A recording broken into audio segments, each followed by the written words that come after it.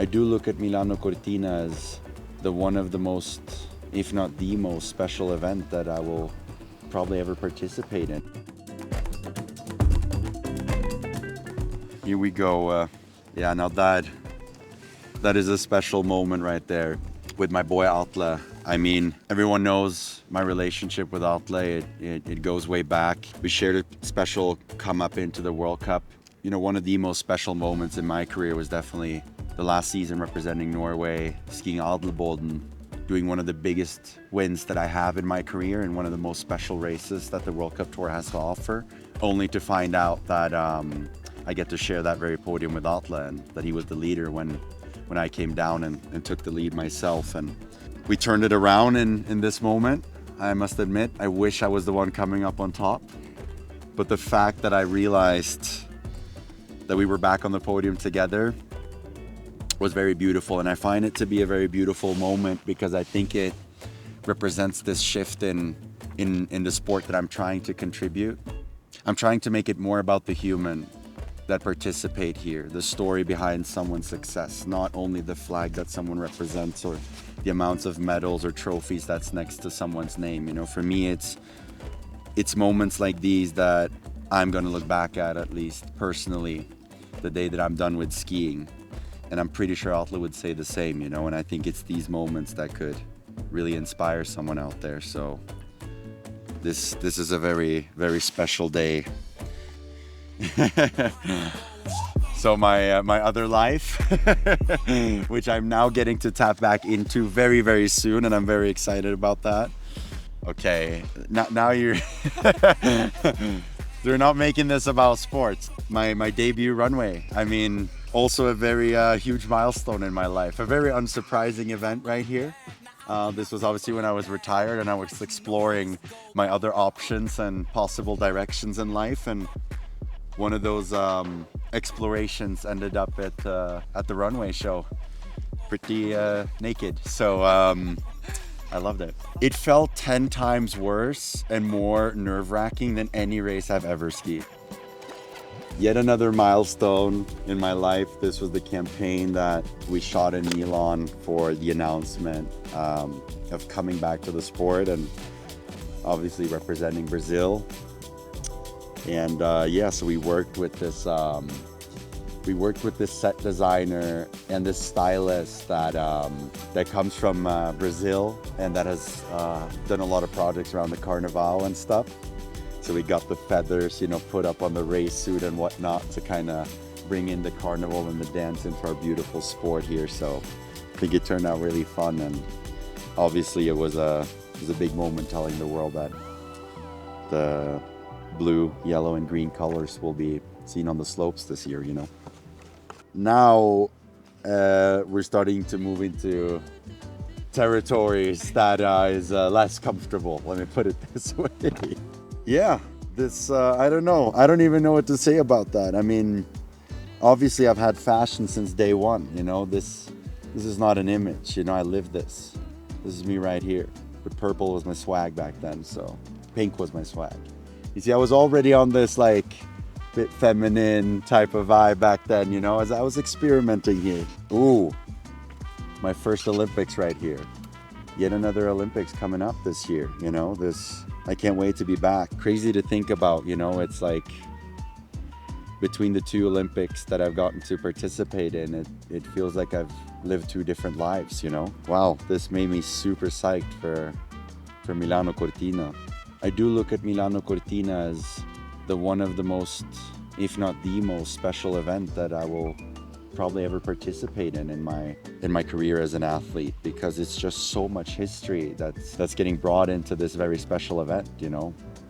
And I'm so happy that is the case, because at the end of the day, you know, I strive to bring something different to the table, and I really feel like I've set myself up to do just that. So that is very, very exciting.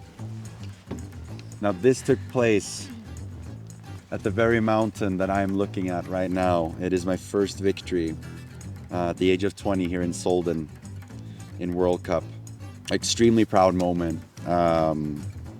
Something I've dreamt up ever since I was 9 years old and I started skiing, you know, and sharing it with with Marco, you know, an athlete that I respect so much, and what a roller coaster it's been since this very day. Definitely one of the best moments of the comeback season right here. I think Beaver Creek is, for me personally, one of the most spiritually rich experiences of my life. Both runs was incredible. I was in a place that I feel so inspired from. I find such an amazing energy out in Colorado, and I think one of the beauties with ski racing is that we get introduced to so many different types of ski culture within this beautiful world of ours, and Colorado is kind of foreign to someone that's mostly skied European resorts. So I love everything that's foreign and different to me. So being out there, I'm in such a different headspace. I feel like I'm so connected to my purpose, and the snow out there is beautiful, and the people are so psyched for skiing.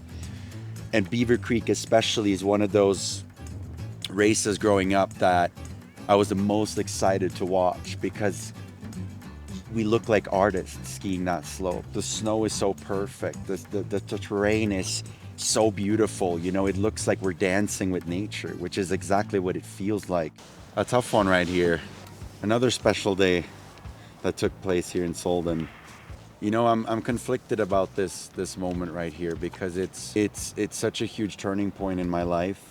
It's a moment that I am so proud of, yet it's brought me so much pain. And it's also a moment where I let go of everything. You know, you got to remember, I put everything on the line in order to become a ski racer. I don't have any security in an education from a college or anything like that. You know, I pursued my dream, and I refused to look back. And knowing that, you know, taking this leap of faith, exiting the sport, having no security and nothing to lean on, was something that was very scary, yet it felt so very right. At the end of the day, I'm so proud of that moment, because I think it proves how badly I want to achieve my own dream and not let my dream be affected by what other people expect my dream to be. I find dreams to be something so personal and something so individual. And in a society and in a world where it's very easy to submit your true self in order to fit in, I'm very proud of this moment. To switch up the mood, a wonderful experience in my life. A day that represents a lifelong worth of sacrifices, development, progression, learnings that leads up to a statement like a crystal globe. You know, a crystal globe represents so much. And what I realized at the time in the situation being, this is kind of the biggest thing I could achieve. I felt like there was nowhere for me to go. So this crystal globe represents so much more than hard work. It very much represents who I am and what's really important to me. I'll give you a fun little way of experiencing ski racing when we start up next season. If you look at an athlete and you look at how he moves and how he attacks the slopes, or she attacks the slopes, try to look for a correlation in how someone ski and how you perceive their personality. 10 out of 10 times, you will go, oh my God, that's literally exactly like that person is in his personal life. That's really interesting. For me, that's what makes skiing a form of art, you know? It's a pure form of self-expression. And that's what I think is so beautiful. So when it then comes to these things that validates achievements, it's like you need to define that by yourself. And the beauty is that they're all different.